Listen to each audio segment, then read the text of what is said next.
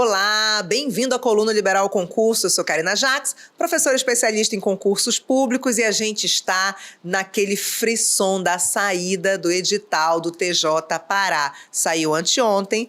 Essa entrevista vai agora na próxima segunda-feira e eu trouxe para analisar o edital, olha, edital na mão aqui, eu trouxe para analisar esse edital a professora e mentora e servidora, analista judiciária, área direito, Michele Guidolini. Ela vai destrinchar esse edital para a gente e ela vai te dar orientação em como se preparar nesses 2 meses. Prometi muito, né? Mas eu sei que, mas eu sei que ela cumpre. Vamos dar conta. Bem-vinda, Michele. Obrigada por atender o nosso pedido, nosso apelo. Saiu o edital, Michele, preciso... Socorro! Preciso que você venha falar do edital. É um prazer estar aqui contigo novamente, Karina, de verdade. Muito bom conversar com as pessoas que te acompanham e poder esclarecer para o público também, né? Algumas dúvidas que as pessoas têm a respeito desse edital. Como ele veio num formato um pouco diferente do que a gente estava aguardando, as pessoas têm muitas dúvidas a respeito de alguns detalhes e aí acho que a gente vai conseguir sanar, assim, essas dúvidas aqui. Então, vamos lá começar. Saiu o edital, prova 31 de agosto, 2 meses e um pouquinho. Quando sair a tua entrevista, já vai ser 2 meses. Isso. Não é? Faz uma análise desse edital pra gente. Primeiro vamos fazer essa análise. Traz informações, o que tu quiseres. Eu sei que tá com o edital na mão aí também na mesa. Estamos com cópia do edital. Porque, olha, tem que ler o edital. Tenho. Essa primeira coisa, né, é extremamente importante. Você escolher o cargo para o qual você quer fazer esse concurso, né, acompanhar esse edital e saber exatamente quais são as exigências, tanto para o cargo que você vai fazer, como para o edital de forma geral. Por exemplo, primeira informação que eu acho fundamental. Esse edital ele vai ter provas objetivas, né? As provas que a gente diz que são de marcar. Neste edital, elas são para marcar certo ou errado. Serão 120 itens em que as pessoas terão que decidir entre o certo ou errado. 50 a 70? 50 de conhecimentos gerais e 70 de conhecimentos específicos, né? E aí, essa é a nossa prova objetiva. Nós vamos ter a chamada prova de redação, que é a prova conhecida como prova discursiva, que também é classificatória e eliminatória. Então, as pessoas também vão precisar se preparar para a redação, para todos os cargos que estão neste edital. E este edital trouxe a avaliação psicológica como um caráter eliminatório. Olha! Então, teremos teste psicotécnico para todo mundo que for aprovado nas provas. Todos os cargos. É a terceira etapa? É a terceira etapa. Teremos provas objetivas e discursivas num dia no só? mesmo dia, exatamente, 4 horas e 30 minutos de prova. E o aprovado? E de acordo com as listas de aprovação, né, com as redações corrigidas e a lista de classificação, as pessoas vão ser convocadas para fazer o psicotécnico, né, a avaliação conhecida como psicológica, que tem caráter eliminatório. Não é classificatório. Não é classificatório. Eliminatório. Não, é exatamente isso. E na sequência a avaliação de títulos, que esta sim, não é eliminatória. A avaliação de títulos vai ser apenas classificatória e está com um total de pontos de 1 ponto. Então, se as pessoas tiverem doutorado, mestrado, especialização, tempo de serviço público e até aprovação em outros concursos, que são as coisas que contam como título nesse edital, o máximo de pontuação que você vai conseguir ter na avaliação de títulos é 1 ponto. Então, isso também acalma quem não tem título, né?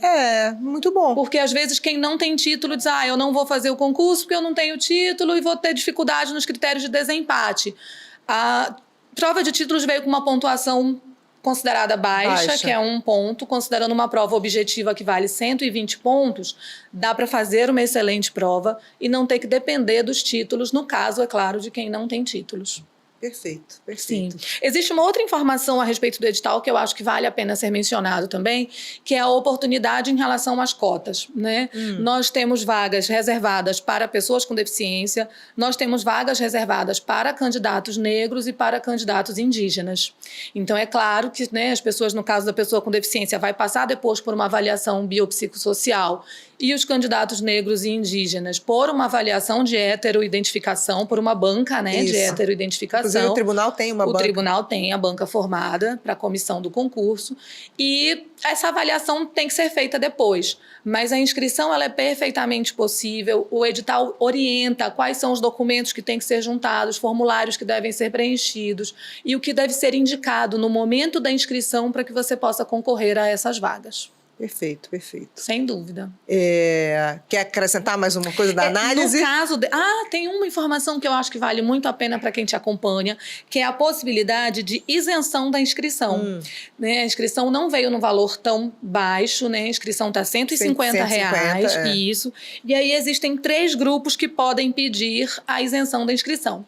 Pessoas cadastradas no CAD único, pessoas que sejam consideradas pessoas com deficiência e pessoas que sejam doadoras de medula óssea nos termos de uma lei específica que o edital também traz. Então, esses 3 grupos, antes, ou na verdade durante o prazo de inscrição, que é logo no início, podem pedir a isenção da inscrição e acompanhar para ver se são beneficiadas com a isenção. Perfeito. Né? E para quem é doador, né? Para quem não é doador, é um estímulo para se tornar doador de medula óssea, né? Exatamente. Eu sou desde 2010. Então, eu sou também, estou cadastradinha no coletei no já a amostra, já tá tudo ok. Acho que vale super a pena. Tem uma informação que nós também podemos acrescentar, que foi a grande novidade desse edital, que é o fato de não ter vindo disciplinas de direito para as áreas não jurídicas, né? Nós não temos o famoso direito constitucional, o direito administrativo para as áreas não jurídicas. Quem vai brilhar nesse edital é a administração, né? A administração veio com um conteúdo considerável ao lado da legislação específica,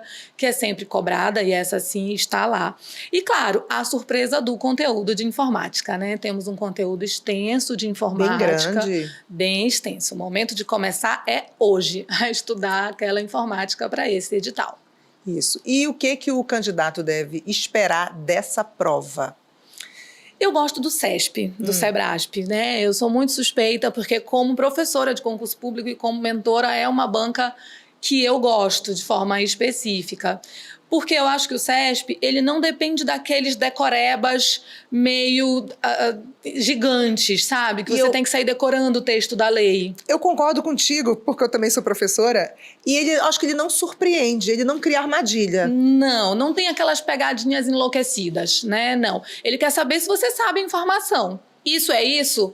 Certo ou errado, né? Então, na verdade, ele não traz grandes pegadinhas ou grandes informações a título de decoreba. Agora, claro, ele tem 2 armadilhas, né, que para quem não estiver tão preparado pode ser mais complicado. Ou ele te conta historinhas para que você possa solucionar as histórias, né? E aí a gente precisa estar atento a saber como solucionar as histórias dos envolvidos, nas historinhas que ele conta. E no segundo momento ele também faz muitas substituições. É muito comum, por exemplo, a gente como mentora, apesar de não ser professora da área, mas, por exemplo, no português a gente vê muito isso. Se você trocar a palavra X pela Y, a semântica permanece a mesma, né? Se eu trocar a ordem da palavra X ou Y, o que continua sendo pronome relativo. Então, assim, ele trabalha com semântica, ele trabalha com significado.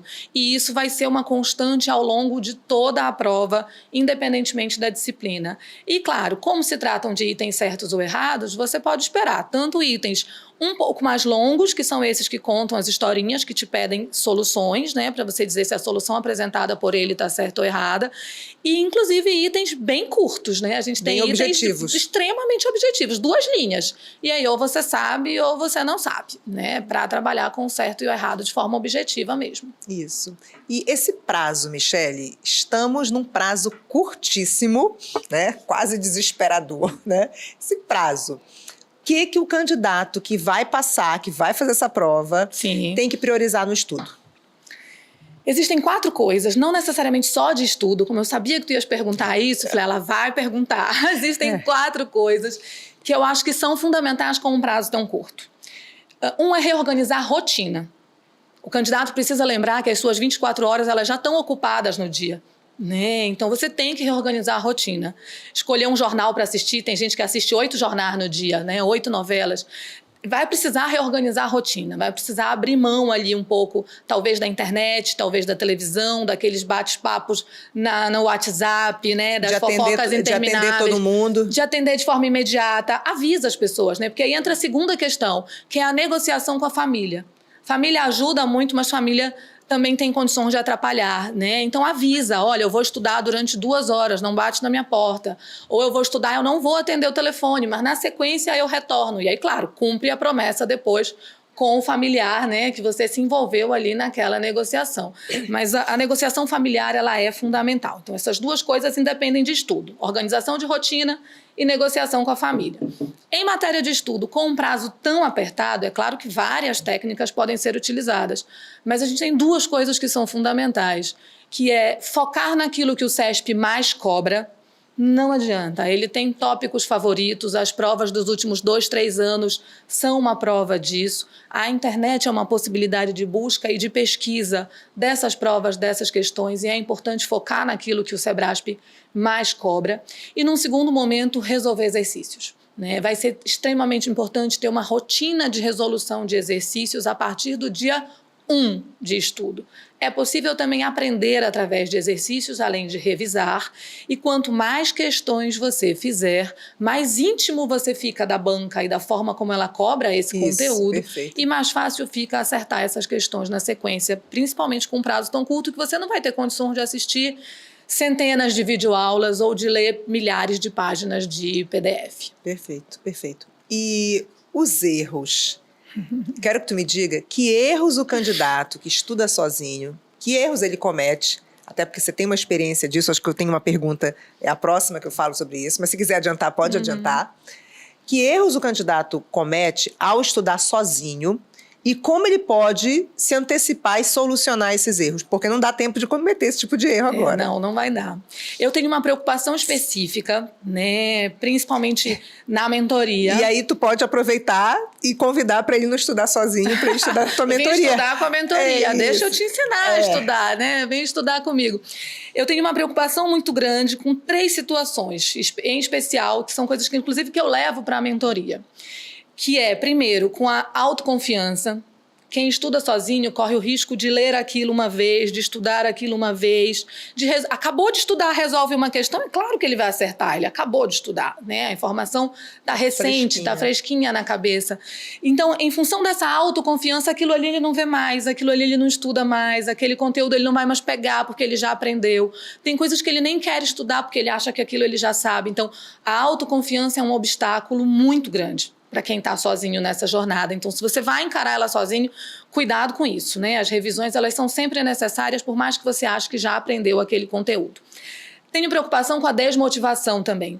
Quem está sozinho nessa, sem alguém para dar a mão, né, para te levar junto, é muito mais fácil acordar desmotivado, é muito mais fácil aquele dia que você não está afim. E com 2 meses de prazo, você não tem tempo para isso, né? Então, a gente vai precisar trabalhar essa motivação intensamente no dia a dia. Terceira maior preocupação é o sacrifício extremo. Eu sou suspeita, talvez outros mentores assistam essa entrevista, né, e não concordem com o que eu vou dizer, mas eu não sou favorável ao sacrifício extremo. Nem eu. Não sou. Eu acho que você vai ter que fazer sacrifícios. Acabei de dizer que você vai ter que reorganizar a rotina e abrir mão de algumas coisas nessa rotina. Mas A gente faz sacrifícios extremos de vez em quando, mas não é ideal. Não. Qual que é a minha preocupação? Deixa eu te dar um exemplo. Religião. Né? Suponha que para alguém é muito importante ir à missa ou ao culto uma vez por semana.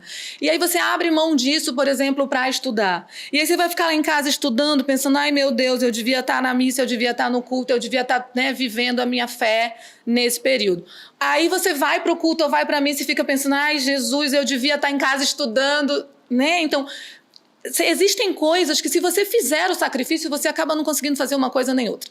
Então, eu acho que o acordo ele é muito mais importante. Existe uma frase que eu levo para a mentoria e que eu acho que é importante para todo mundo que te escuta. Obediência é melhor do que sacrifício. Então, onde que está a solução para os erros? Cronograma. Monte um cronograma de estudo, estabeleça o que você vai estudar. Isso derruba a autoconfiança, porque se está no cronograma e eu vou ser fiel a ele, eu vou obedecer o cronograma e eu vou querer estudar. Derruba a desmotivação, porque estando desmotivado ou não, está no meu cronograma, é isso aqui que eu vou obedecer, é isso que eu vou fazer hoje e eu vou dar sequência a isso. E derruba o sacrifício. Porque se eu tenho acordos comigo mesmo e com a rotina que eu tenho, eu fechei a minha meta, então eu posso ir para o meu compromisso religioso no domingo tranquilamente, porque eu estou com a meta fechada, então eu vou fazer aquilo de coração aberto e vice-versa. É a academia que é importante para você, para o seu sono, então cumpra suas metas ao longo do dia, faça acordos com outras coisas e continue indo para a sua academia. O sacrifício extremo, ele corre o risco de retirar da pessoa a força e a energia vital para aquilo que ela está fazendo. E eu realmente tenho muito cuidado com isso quando, né, venho fazer as mentorias para concurso. Eu concordo. E faz parte esses dois exemplos que você deu, tanto a questão da religiosidade quanto da atividade física, faz parte são os elementos que equilibram a gente também, né? Sem Cada dúvida. um tem, né? Existe uma ferramenta que é fantástica na mentoria, que eu vou dar de presente para quem está te ouvindo aqui, que chama Diário de Bordo. Se você nunca ouviu falar, pesquise. Qual que é a ideia do diário de bordo? É reorganização de rota, igual o marítimo. Então, acordou de manhã, peraí que eu vou traçar meu diário de bordo. O que eu vou fazer hoje? Hoje eu vou trabalhar, hoje eu vou para a aula, ou hoje eu estou com um dia mais livre, hoje eu vou estudar esses 3, 4 tópicos, eu vou resolver 30 questões, eu vou dormir tal horário. Eu sei que é muito difícil seguir cronograma, mas quando você acorda já mentalizando o que eu vou fazer durante o dia, fica muito mais fácil convencer seu cérebro de que você vai encaixar aquilo no seu dia. Ao final do dia, você reorganiza de novo o seu diário de bordo. O que foi que eu fiz hoje que me deixou mais perto do meu resultado? Ou o contrário, o que foi que eu não fiz hoje que me deixou mais longe do meu resultado para eu fazer diferente amanhã? E aí, com um prazo tão curto que a gente tem para o edital do TJ, essa reorganização diária de meta, de rotina, de cronograma, né, ela é extremamente importante para que a gente chegue ao final cumprindo, né, os compromissos que a gente fecha com a gente mesmo. A verdade é essa. Perfeito. Agora eu quero te perguntar para a Michele, aprovada no TJ. Né? Então, esse concurso que as pessoas se inscreveram e vão fazer a prova, você já fez. Isso, né? Você já fez e teve êxito, foi aprovada. Fala um pouco dessa tua experiência. Já teve uma outra entrevista aqui, quem quiser assistir essa entrevista está no YouTube do Jornal O Liberal, tá no meu YouTube também, tá nas redes sociais, enfim. Você já contou desse case de sucesso, mas fala um pouquinho pra gente dessa tua experiência, traz os teus erros e acertos, teve mais acerto, porque passou, né? Deu certo, Deu né? certo, para esse momento aqui de preparação para estimular quem vai fazer. No meu caso específico, como eu contei na outra entrevista, eu ganhei de presente da minha mãe a inscrição no concurso. Foi, né? Minha mãe chegou num belo dia em casa com um boleto pago e a inscrição feita. Daquele dia em diante, escolheu que cargo ela escolheu o cargo, ela decidiu tudo.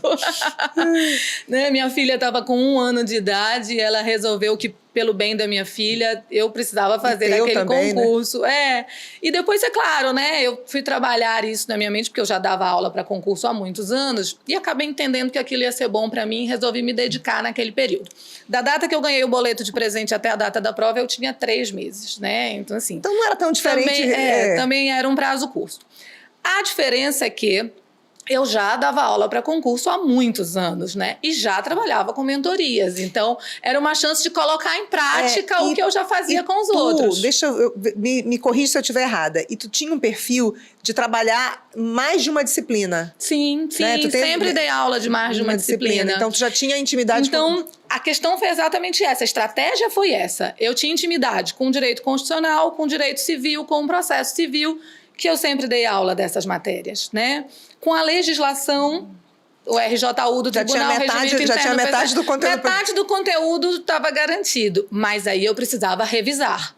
Lembra que eu acabei de falar da autoconfiança? Isso. Né? Eu não podia cair nesse erro. Então, eu montei uma estratégia. As disciplinas que eu já tinha domínio, eu iria resolver questões delas.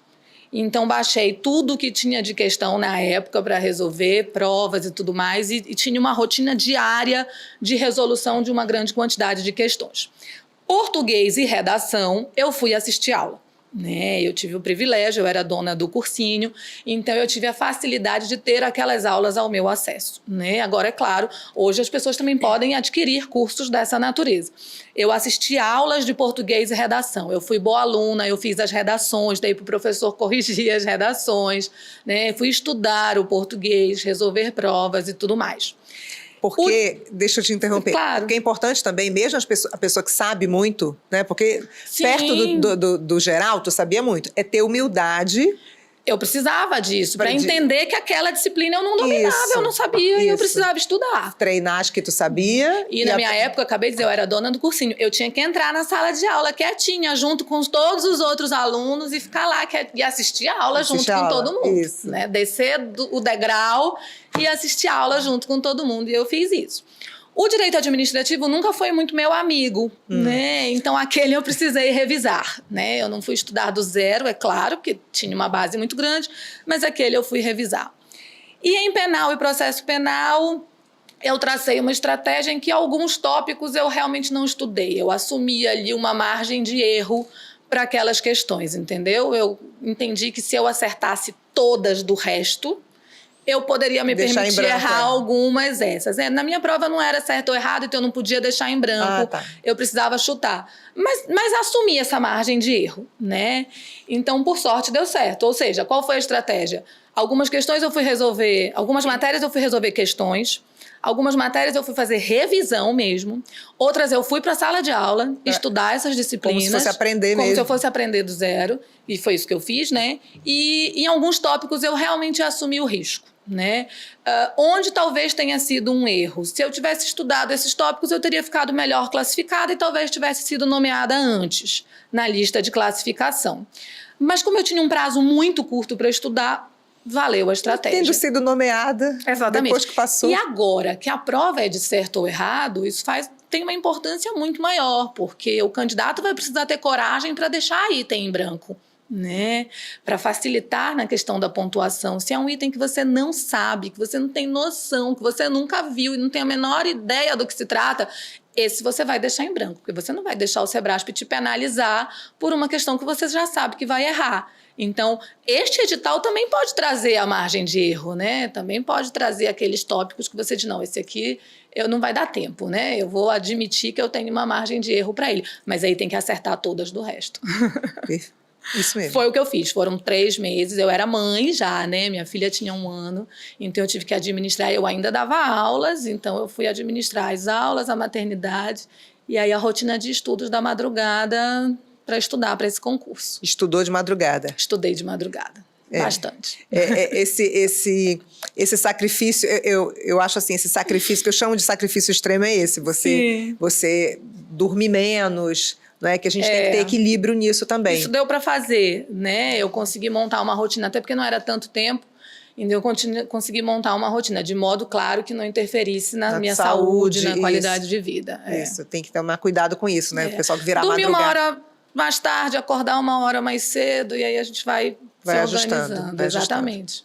Agora eu quero pedir aquela mensagem final, motivacional, óbvio, para aquele candidato que está se preparando, que está assistindo aqui a tua entrevista, e que ele tem até 31 de agosto, tá ali, a gente já começou esse concurso na reta final, ele já saiu o edital na reta final. É verdade. Que mensagem você dá para essa pessoa que quer fazer uma boa prova, que quer ter sua redação corrigida, que quer ser nomeado, quer fazer parte do TJ? Sim.